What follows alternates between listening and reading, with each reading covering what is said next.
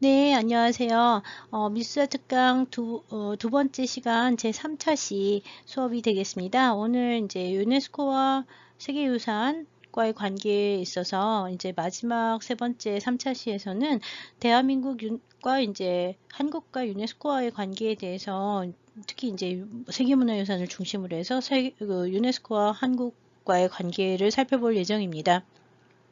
네, 지금 보시는 화면은 유네스코 한국위원회, 여기 보시면 유네스코 한국위원회라고 되어 있는데, 유네스코 한국위원회가 어떤 곳인지는 앞에 1차 시에서 잠깐 말씀을 드렸습니다.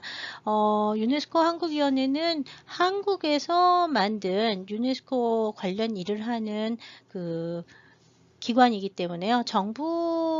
준정부 산하 그 기관이라고 보시면 될 것 같고요. 유네스코 산하 기구는 아니에요. 협력 기구죠. 그래서 유네스코 관련 기구는 직접 그 산하 기구가 있는가 하면 협력 기구라고 하는 게 되게 많은데요. 이 유네스코 한국위원회도 협력 기구라고 보시면 됩니다.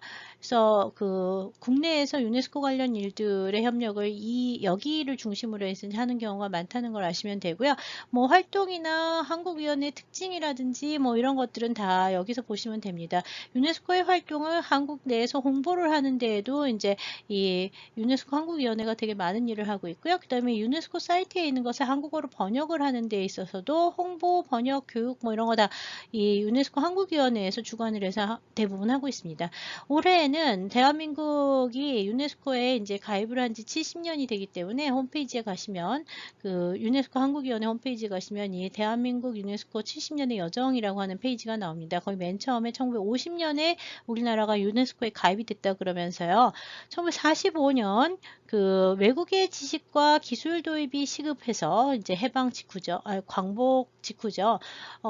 외국의 지식과 기술 도입이 시급했던 대한민국은 교육, 과학, 문화 분야의 국제 협력을 통하는 유네스코에 가입을 처음부터 적극적으로 추진을 했습니다. 그래서 우리나라에서 1949년에 그 주미 유엔 대사관에다가 신청서를 전달을 해서 가입을 하려고 했는데요. 이때 이제 그 유엔에도 가입을 하기 전이었어요. 그래서 한국은 유엔보다 먼저 유네스코 헌장했다 1950년에 이제 그 유네스코 헌장에 따라서 유엔에 이제 가입이 전이었으니까 유네스코에 먼저 가입을 못한 거죠. 49년에. 그래서 50년 2월에 그 유엔의 경제사회 이사회 심의를 거친 다음에 5차 회의에서 유네스코 가입을 승인을 받습니다. 그래서 우리나라 55번째의 유네스코 회원국이 됐고요. 이후에 우리나라는 국가위원회를 설치를 해야 됐는데 이 6월 24일 1950년 6월 24일에 우리가 승인을 받았잖아요. 근데 그 6월 14일에 승인이 되고 6월 25일에 뭐가 일어나냐면 6.25가 일어나죠. 1950년. 그래서 우리나라 유네스코 한국위원회 설립이 이루어지지 못한 상태로 한국 전쟁이 시작이 됩니다.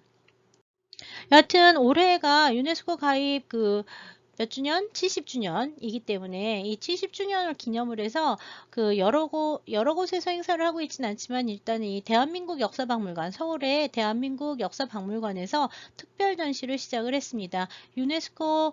대한민국 유네스코 가입 70주년 기념 특별전 평화를 심다 세계를 품다 해가지고 이런 특별전을 마련을 해서요. 7월부터 시작을 해서 9월 15일 다음 주까지 하는데 아쉽게도 이 전시는 코로나로 인해서 지금 요번 달 내내 닫혀 있어서요. 지난달 저도 이제 이 전시 요번에 못 봤거든요, 아직. 근데 지금 8월 15일부터 지금 계속 닫혀 있고 9월 말까지 아마 계속 닫아 있을 것 같아서 전시를 못 볼 것 같습니다.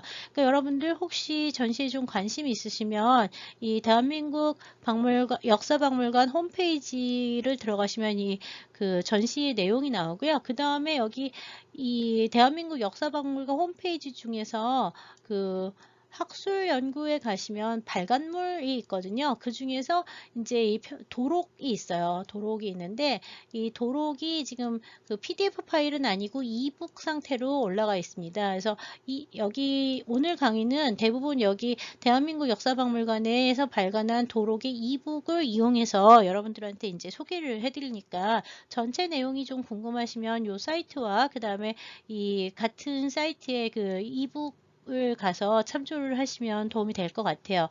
전시를 못 보게 돼서 좀 많이 아쉽긴 합니다.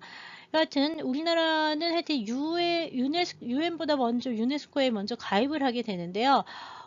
이 가입을 했던 가장 큰 이유는 그 교육과 과학이 중요했죠. 그 다음에 이제 교육과 과학, 그 다음에 문화, 지금은 문화가 더 중요한 상태지만 그 당시에는 교육과 과학이 굉장히 중요했는데요. 신기술을 배워와야 된다라고 생각을 했기 때문에 이제 여기에 가입하고 싶어 했었다고 보시면 될 것 같아요.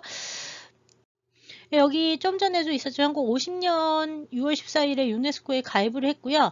그리고 이제 나중에 91년에 우리나라가 한국과 북한이 유엔에 함께 가입한 게 그 91년이에요. 그래서 우리나라는 유엔에 가입하기도 전에 유네스코에만 가입을 했는데 그렇기 때문에 유엔의 가입이 1990년대에 이루어졌기 때문에 40년 동안 1950년부터 시작해 1990년까지 40년 동안 유네스코라고 하는 데가 우리나라가 의지할 수 있는 유일한 외국과 통하는 창이었어요.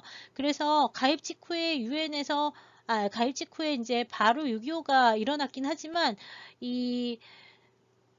여하튼 이 전쟁 중에도 계속 유네스코 한국위원회 설치령이 가결이 되면서 1954년에 유네스코 한국위원회가 창립이 됐습니다. 이 유네스코 한국위원회는 유네스코 협약에 따라서 국가에서 설치해야 되는 기구라고 보면 되고요. 이 기구는 유네스코 산하단체가 아니라 협약기구라 정부 산하단체라고 보셔야 된다 그랬죠. 준정부 산하단체 기구라고 보면 되고요. 여하튼 유네스코는 전쟁 이후에 우리나라에 그 도움을 준 가장 중요한 기구 중에 하나입니다.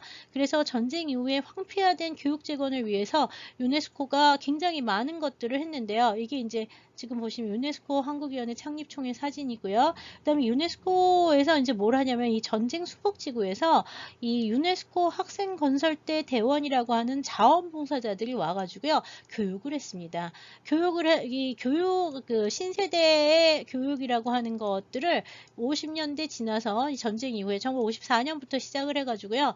1970년대까지는요. 유네스코의 교육사업, 문화사업이라고 하는 게 정말 중요한 사업이었어요. 그래서 외국에 유학을 가거나 뭐 이런 사람들 이 당시에 그분들 전부 다 유네스코의 후원을 받거나 유네스코를 통해서 간 경우가 상당히 많습니다. 그래서 60년대, 70년대에는 유네스코 우리나라에서 굉장히 중요했고요. 유네스코 한국위원회도 굉장히 중요한 분들이 많이 하셨어요. 지금 유네스코 일원이 되는 얘기는 계속 나왔기 때문에 뭐 똑같다고 보시면 되고요. 6월 14일 그 다음에 이제 여기 보시면 유네스코 가입 신청서 당시 거 유네스코 아카이브에 지금 소장이 되어 있고요. 그 다음에 유네스코에서 우리가 가결이 됐다 하는 결의문이 여기 있고요. 우리가 유엔에 가입하지 않았기 때문에 유엔의 경제사회이사회 결의문을 받아야지 가입이 됐거든요. 그래서 지금 그것들이 전부 유네스코 아카이브에 소장이 되어 있는데 이번 전시에서 이제 뭐 원본인지 잘 모르겠지만 여하튼 전시에 소개가 되고 있었습니다. 지금 우리가 이제 아프가니스탄이라든지 시리아 같은데 유네스코가 들어가가지고서는 이제 문화교육 사업을 하는 것과 마찬가지로 6.25 전쟁 당시에 유네스코에서는 유엔 한국 재건단이라고 하는 거를 파견을 해서 긴급 원조를 하기 시작을 해요. 그래서 1951년에는 10만 달러를 원조를 해가지고 교과서 3천만 부를 발간할 수 있게 국정교과서 인쇄공장 설립을 지원을 했습니다. 그래서 우리나라의 50년대에는 여하튼 유네스코 돈이 없었으면 교육을 하나도 못했는데 이 국정교과서 인쇄공장 설립 지원 사업이 굉장히 중요한 사건 중에 하나였습니다. 50년대. 그 다음에 이제 이 한국 유네스코가 창립이 되면서 도서기증, 그 다음에 신생활교육원, 그 다음에 이제 정밀기기센터, 한국외국어학원 같은 것들을 세우면서 유네스코에서 최선 이걸 다해서 선생들을 보내주고 외국어 가르치는 선생들 보내주고 해서 그 교육 재건을 해가지고요. 우리나라에 처음에 그래서 영어 요즘은 이제 독일어하고 프랑스어 많이 안 배우는데 옛날에는 영어, 독일어, 프랑스어를 그 주요 외국어로 많이 배웠거든요. 그 이유가 유네스코에서 와서 활동하는 사람들이 이런 나라 사람들이 많이 와서 그랬었어요. 그리고 이제 이 국내 청년들 에서 이제 유네스코 학생건설대라고 하는 거를 이제 만들어 가지고요. 수복지구를 대상으로 이제 국내 청년들과 국외 청년들이 다 가서 이 활동을 했었습니다. 그래서 그 당시 이제 그 여러 가지 자료들이 현재 남아 있고요. 네, 그래서 이제 유네스코에서 지금 외국 서적들 그 갖고 와서 기증을 하기도 하고요. 우리나라에서 이제 교과서를 갖다가 이제 그 제작할 수 있는 국정교과서를 제작하는 그 인쇄소를 설립을 해주는 거 다 그 유네스코 사업으로 진행이 됐다 그랬잖아요. 그래서 지금 보시고 있는 게 그 기증된 서적들을 보는 장면입니다. 1966년에는 유네스코 그 에서 유네스코 세계 그 근대 명화전이라고 해서 외국 그림들 가져와서 전시를 했는데요. 이런 그 외국의 문물을 소개를 하는 거, 그 다음에 이제 우리나라 문물을 외국에다 소개하는 거, 이런 거 다 유네스코의 후원을 받아가면서 그 유네스코 관련한 사람들을 통해서 외국 문물, 외국의 신문물들이 우리나라에 60년대에 이제 많이 전시가 그 전시나 교육을 통해서 많이 알려지게 돼서요. 우리나라의 그 근대국가 발전에 있어서 유네스코의 역할이 굉장히 중요했다고 볼 수 있습니다. 다만 뭐 지금 현대에는 유네스코가 뭐 그렇게 우리나라에 중요할까 이런 생각을 많이 하게 되는데요. 하여튼 우리나라는 계속 원조를 받던 그 원조 수혜국이었습니다.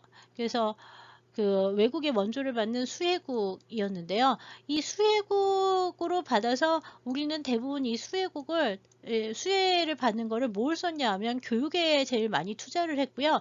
그래서 그 문화 교육이나 아니면은 그 그 청소년 교육에 이 유네스코의 후원을 제일 많이 써서 결국 그 교육의 그 수혜를 받았던 것들이 80년대에서 90년대를 지나가면서 경제 발전의 주역들이 이 당시에 교육을 받은 사람들이 됐다고 보시면 될 것 같아요. 그래서 그 60년대까지, 70년대 초반 정도까지, 그러니까 박정희 정부 시대까지의 그 교육의 대부분 다 이 유네스코와 관계돼서 국제교육이 이루어졌다고 하는 거를 기억을 하실 필요가 있고요. 80년대 이후에는 그래서 이제 정부가 바뀌면서 유네스코와의 관계도 조금 그 멀어진 부분이 없지 않아 있고요. 그 다음에 지금은 아무래도 우리나라 유네스코에서 하는 활동들이 국내에서 그렇게 많이 그 호응을 얻는다든지 뭐 아니면 또 우리가 지금 수혜를 받고 있는 게 아니라 우리는 이제 뭐가 됐냐면 공여국이라고 해서요. 원조 공여국. 우리는 도와주는 나라가 됐거든요. 그래서 이제 경제 발전을 통해서 우리나라 공여국으로 바뀐 거의 유일한 나라이기 때문에 지금은 이제 우리나라 사람들이 나가서 이 60년대 70년대 외국 사람들이 우리나라 와가지고서는 여러 가지 교육도 하고 기술 가르치고 뭐 이제 이랬던 것처럼 지금은 이제 우리나라 사람들이 동남아라든지 아프리카라든지 이런 데 가서 도움을 주고 있는 활동들을 하고 있습니다.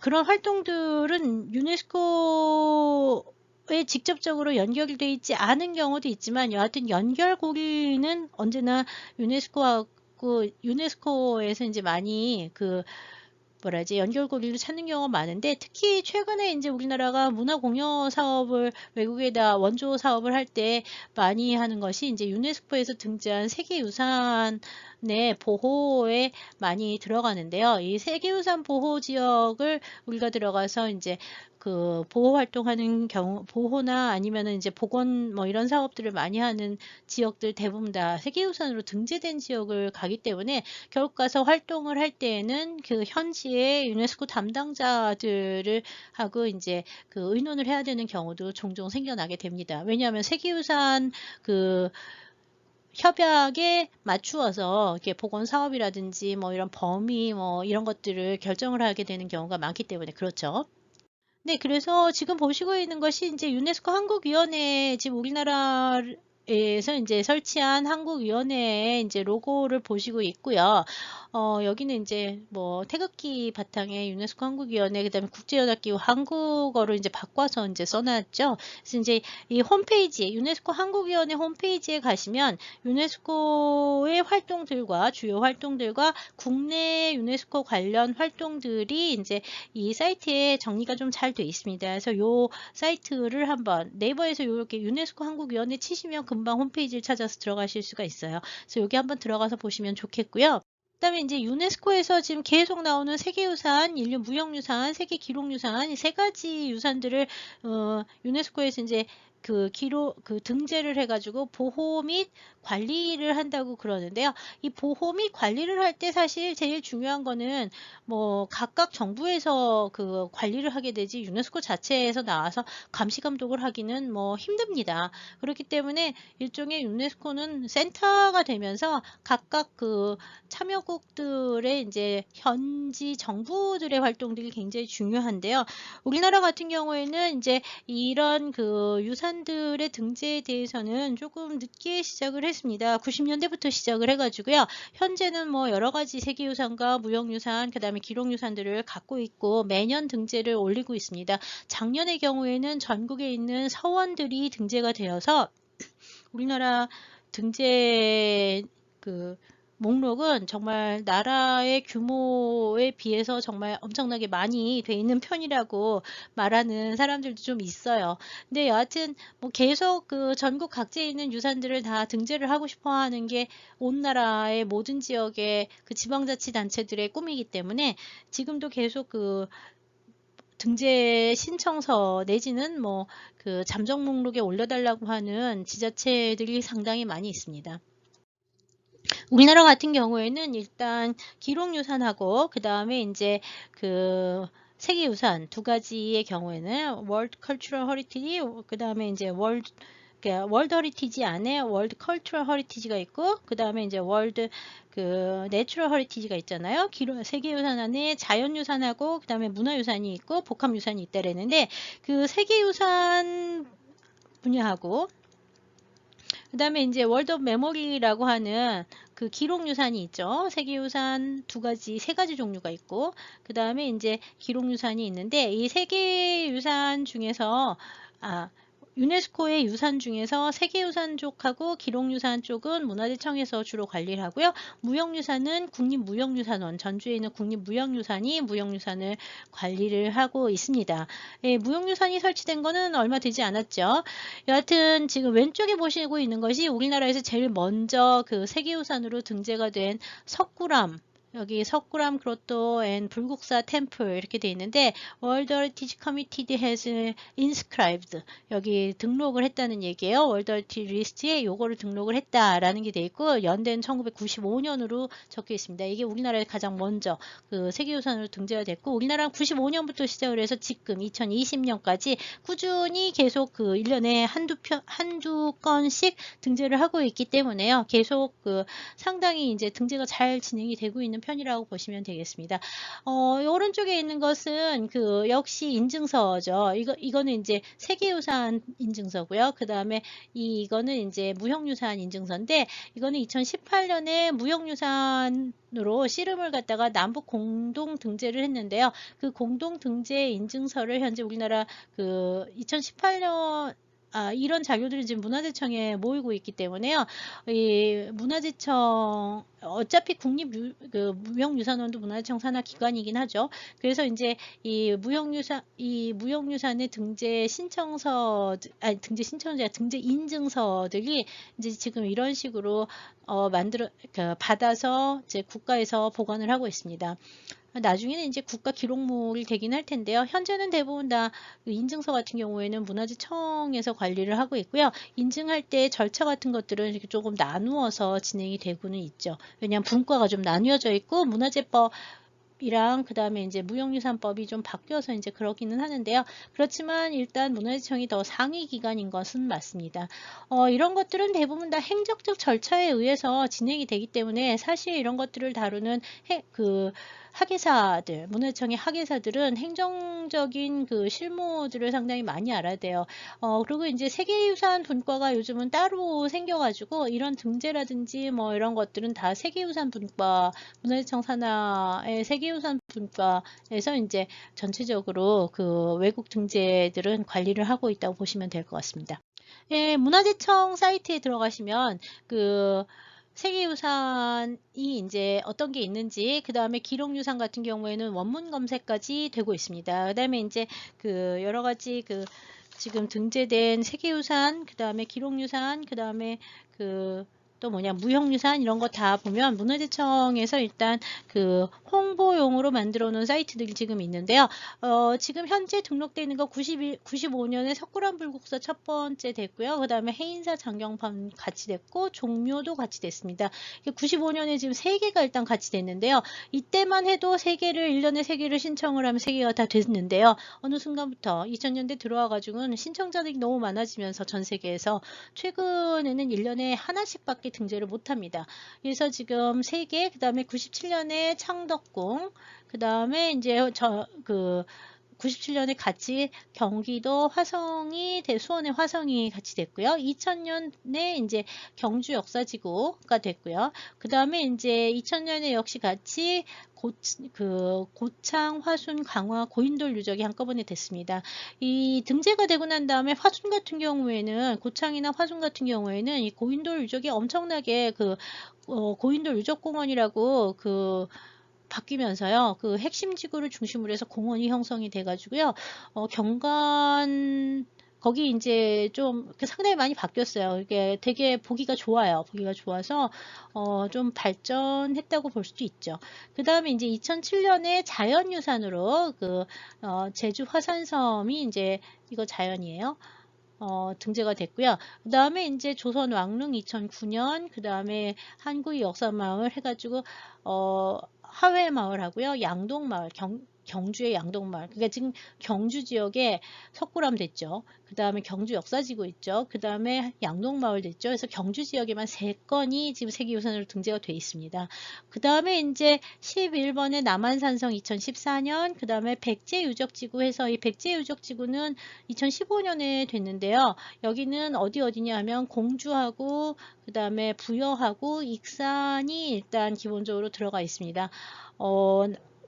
다른 데가 더 있는지 잘 모르겠는데 하여튼 이 3군데를 중심으로 한 몇 군데 유적이 있고요.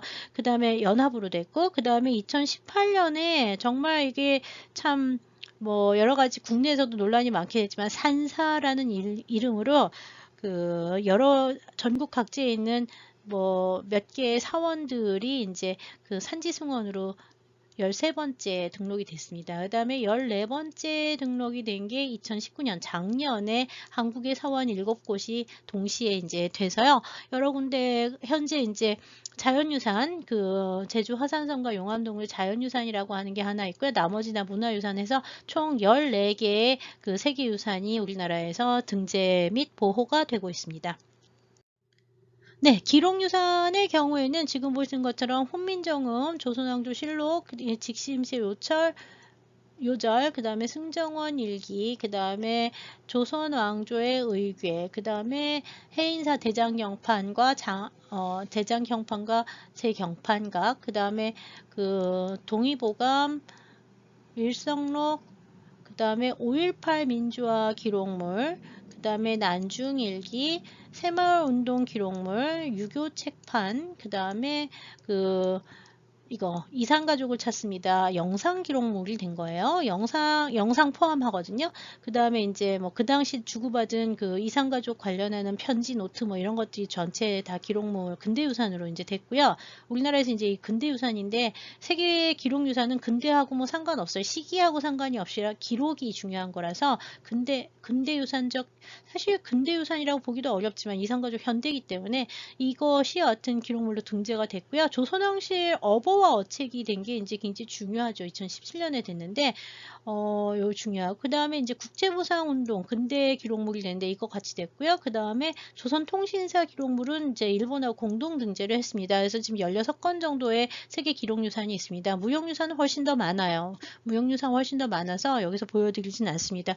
무형유산의 목록은 역시 문화재청 사이트 가서 보시면 되니까 궁금하면 그걸 보시면 될 것 같아요. 네, 지금 보시고 있는 이제 마지막 단계가 뭐냐면 우리나라 처음에는 유네스코의 지원을 받았는데요. 지금은 비약적인 정치 경제적 발전과 함께 유네스코 안에서도 위상이 되게 달라졌습니다. 그래서 현재 우리나라는 유네스코 회원국 중에서 유네스코에다가 10번째로 많은 분담금을 내요. 그러니까 돈을 제일 많이 내는 나라 중에 하나라는 얘기예요. 그 다음에 11개 유네스코 기구에 우리가 진출을 해가지고요. 위원들이 한국인들이 나가서 유네스코 기구에 이제 정책 결정에 참여하는 그 사람들, 국제기구에 활동하는 사람들이 훨씬 더 많이 늘어났고요. 그 다음에 이제 우리나라에서 이제 그 유네스코 본부하고 지역 사무소 각국 위원회와 협력이 이제 많아지고 있고요.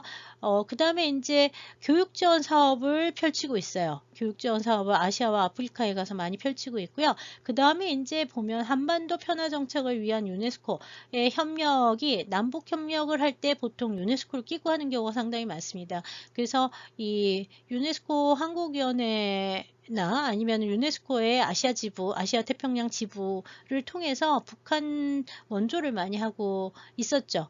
그동안 북한 원조는 대부분 다 유네스코를 통해서 한 경우가 많습니다. 그래서 북한 교과서 내는 것도 우리나라에서 이제 돈을 내서 우리가 이제 옛날에 유네스코 도움 받아서 교과서를 찍었던 것처럼 북한에서 교과서 만들 때 우리가 또 도와주고요. 그 다음에 여기 윤전기, 그 윤전기라고 하는 게 인쇄할 때 쓰는 기계잖아요. 그 인쇄용지하고 윤전기 같은 것들도 우리나라에서 이제 공급을 하고 이제 그랬었던 것들이 이제 계속 있습니다. 2000년대 대부분 그 남북교류의 경우에는 이 교육과 문화라고 하는 이거는 정치와 경제가 들어가는 게 아니기 때문에 교육과 문화 부분에서의 남북 협력을 통해서 상호 평화 정착, 내지는 이렇게 공동문화 공유, 이런 그 한반도 평화 정착을 위한 중요한 일들을 대부분 유네스코를 통해서 하는 경우가 상당히 많습니다.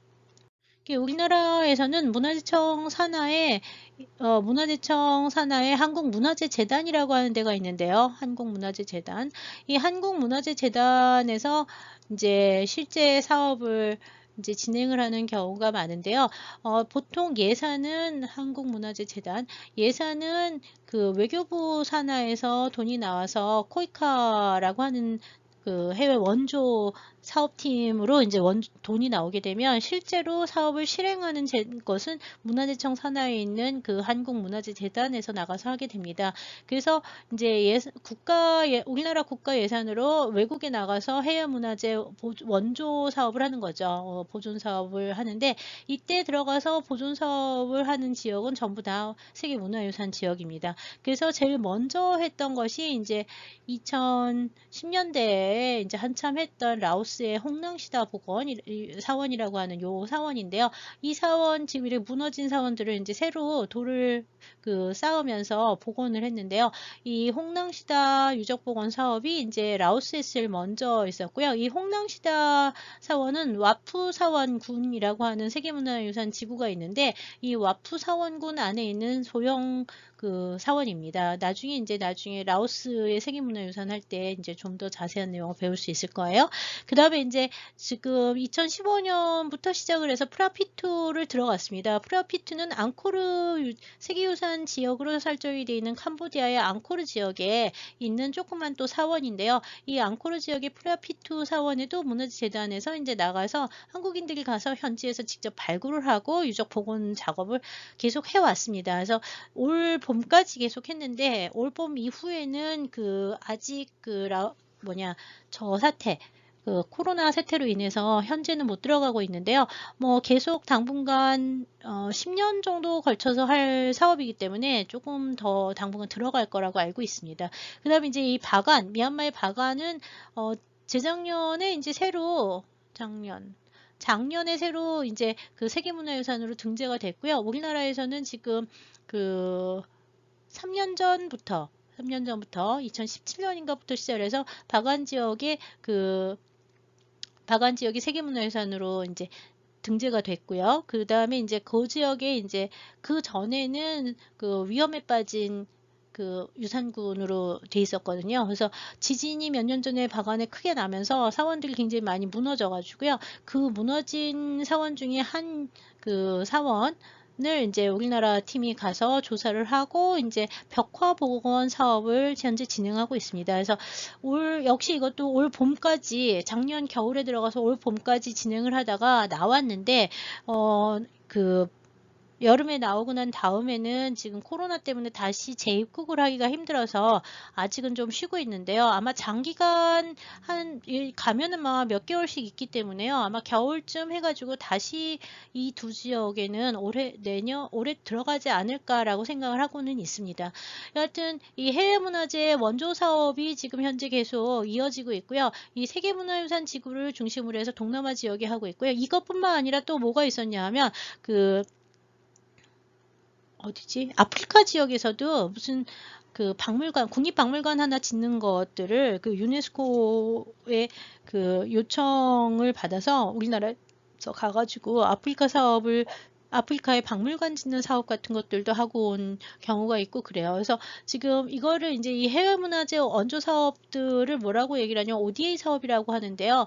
이 ODA 사업들이 지금 많이 늘어나고 있는데요. 이 부분이 대부분 이 ODA 사업의 대상지들이 이제 이 동남아시아 지역들, 특히 이제 미얀마, 라오스, 캄보디아, 베트남 이 일대가 되고 있어서요. 요 지역에 대한 전문가들이 지금 국내에 많이 없기 때문에 그 현재 정부에서는 이 지역의 전문가들을 필요로 한다고 생각을 하죠. 그렇지만 이제 아직 뭐 이런 거를 전공하는 사람들도 없고, 그 다음에 이제 그 외국어를 전공한 사람들, 그러니까 뭐 미얀마 현지어를 배운 사람들이나 라오스어를 전공한 사람이나 우리나라는 캄보디아어과는 아예 없어요. 그래서 이 캄보디아 현지어를 배운 사람은 아예 없기 때문에 대부분, 그리고 이제 사업 자체가 그 문화재 복원 사업이기 때문에 건축을 중심으로 해서 제일 많이 들어가고 있긴 합니다만, 이게 이제 불교 사원 유적이기 때문에 불교 미술과 불교 문화재에 대한 이해도 굉장히 높아야 되고, 그런 사람들을 찾고는 있는데, 그 다음에 이제 발굴도 해야 되기 때문에 대부분 이제 들어가는 분들은 고고학 하는 사람 하나, 건축사 하는 사람 하나, 또는 벽화 보존하는 사람들이 있으면 보존과학 하는 사람들 하나, 뭐 이렇게 팀을 짜가지고 들어가게 되는데요. 당분간 계속 원래는 지금 코로나 때문에 지금 문제가 많긴 하지만 한 10여 년 정도 이 사업이 계속 진행될 예정들이었기 때문에 아마 코로나가 진정이 되거나 아니면 진정이 되지 않더라도 여하튼 사람을 파견하거나 이런 일들이 계속 좀 꾸준히 있을 가능성이 많습니다. 그 다음에 이제 우리나라에서 이 교육 사업을 합니다. 우리나라에서도 이제 외국인들 교육 사업을 하는데 특히 어디서 많이 하냐면 문화재청하고 국립중앙박물관을 중심으로 해서요. 그 관련 그 현지의 박물관들하고 이제 MOU를 맺습니다. MOU 협력 조약을 MOU를 맺어가지고 이제 이쪽 베트남 지역이라든지 라오스 지역에서 우리나라에 와서 이제 박물관 학 같은 거를 배우거나 뭐 무슨 보존 처리를 배우거나 할 때 그 국립기관들에서 이제 그 받아서 이제 교육을 시켜서 돌려보내는 경우가 있는데요. 이제 문제는 언어 문제가 항상 크기 때문에 일단은 영어를 공용어로 많이 쓰는 게 특징이고요. 이제 영어를 하다가 우리가 외국어를 배우는 경우는 별로 없지만 이 사람들이 한국어를 배워가지고 하는 경우가 많아서요. 최근에 이제 미얀마라든지 아니면 라오스라든지 베트남이나 이런 데서는 한국어를 배워서 우리나라에 와서 유학을 하려는 유학생들이 엄청나게 많이 늘었습니다. 물론 이제 한류의 유행 같은 것도 굉장히 중요하긴 한데요. 서양 사람들에 비해서 그 다음에 이제 이쪽 지역들이 왜 프랑스의 식민지를 지냈고 이쪽 지역은 영국과 일본의 식민지를 지냈던 그런 경험들이 있기 때문에 서양인들이 지금까지의 이제 유적 복원 사업들은 대부분 다 프랑스 사람 사람들이 되게 많이 했어요. 동남아 지역 거의 다 프랑스 사람들이 많이 해서 이 프랑스인들이 계속 뭐 몇십 년간 60년대부터 시작을 해서 지금까지 한 4, 50년간 해오던 이 유네스코를 끼고 하긴 하지만 하여튼 왜 프랑스의 학자들, 서양 학자들이 주로 많이 했던 것들에 비해서 최근에는 이런 사람들이 이게 뭔가 이 서양 사람들하고는 이렇게 정서가 맞지 않는다라는 생각들을 많이 해서 그런지 이렇게 동아시아, 특히 일본과 사이가 나쁘기 때문에 한국과의 관계, 문화적 협력 관계를 높이고자 하는 그 의지들이 상당히 현지에서 강합니다. 그래서 그 현지 우리는 이제 그 문화 협력을 해주면서 동시에 이제 경제적인 문화 협력을 할 때 당연히 우리가 경제 원조를 하긴 하지만 그와 함께 이제 기업의 진출이라든지 뭐 아니면 이쪽 지역에 뭐 자재 같은 것들을 수입한다든지 뭐 이런 경제적 교류 같은 것들을 증진을 할 때도 문화를 먼저 앞에 내세우고 들어가는 경우가 많아서요. 계속 당분간 그 동남아 지역과의 교류는 좀 많아지고 이게 전문가적 입장에서의 그 교류도 많이 필요한 상황이라서요. 좀 더 많은 전문가가 양성돼야 하는 것이 현재 한국의 현실이기도 합니다. 그 다음에 이제 그 다른 분야에 비해서 우리나라는 일단 동남아시아의 문화유산에 대해서 아는 사람이 별로 없기 때문에 국제적으로 활동하는 학자도 그렇게 많지는 않아요. 그래서 지금은 이제 주어진 숙제를 한다. 왜냐하면 우리가 OECD 국가가 됐기 때문에 그 공여국이 CD죠. OECD가 되는데 이 OECD 국가가 된 다음에는 이제 그 원조를 해줘야 되잖아요. 그래서 공여국의 입장에서 이제 해줘야 되는 분량들을 이제 국가 신청이 오면은 들어가서 해주는 식이 돼서 어쨌든 숙제를 한다는 입장에서 지금 가서 일을 하고 있는 경우가 많지만 좀 더 적극적으로 이제 국제문화교류 협력 관계를 이끌어가는 분야는 사실 그 세계유산 분과보다는 이 무형유산 분과라고 할 수 있습니다. 특히 무형유산 분과는 이치캡이라고 하는 이 이치캡이라고 있는데 이 이치캡이 뭐냐 하면 여기 보면 유네스코 아태 무형유산 센터라고 해요. 이게 뭐냐 하면 유네스코의 아시아 태평양 지역의 무형유산 센터예요. 그래서 아테라고 하는 거는 아시아 태평양을 말하는 거고요. 유네스코의 지부죠. 지역 지부가 되는데 이 유네스코의 아시아 태평양 지역 지부의 그 지부가 어디 있냐면 우리나라에 있어요. 우리나라 전주에 있습니다. 전주 국립무형유산원에 이 전주에 같이 있어서요. 이 아시아 태평양 지역의 무형유산 유네스코 사업의 중심지가 바로 우리나라 전주가 되고 있어서요. 국제적인 사업들이 여기서 굉장히 많이 이루어지고 있죠. 그래서 이 유네스코 아태 무형유산 센터라고 하는 데를 갖다가 여러분들이 나중에 또 네이버 같은 데서 치면 홈페이지 찾아서 들어가실 수가 있고요.